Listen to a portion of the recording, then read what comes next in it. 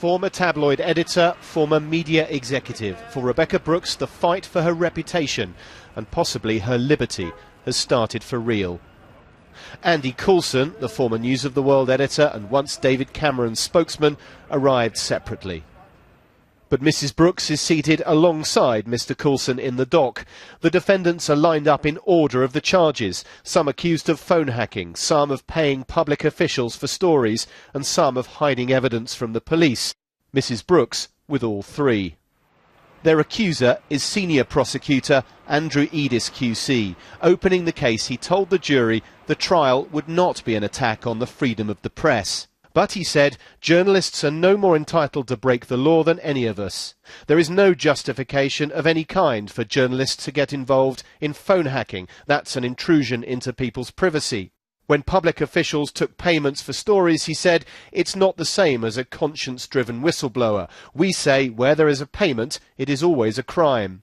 And on the allegations of hiding evidence from police, there can be no justification for anyone interfering with a police inquiry. Not journalists, not anyone. The revelation in 2011 that murdered schoolgirl Millie Dowler's phone was targeted led to News International admitting widespread hacking. This trial, the jury were told, is about who knew it was going on. The prosecution said it's built a case linking Glenn Mulcaire, the private investigator contact the paper called on for phone hacking, paying him £100,000 a year, with Ian Edmondson, who was a News of the World desk editor. It's claimed his name appears in Glenn Mulcaire's notebooks. Following the money to Stuart Kuttner, the managing editor in charge of the financial books. And the jury was told there was phone hacking when Rebekah Brooks was editor, and that it continued after her successor, Andy Coulson, took over. They would have to decide how much the management knew.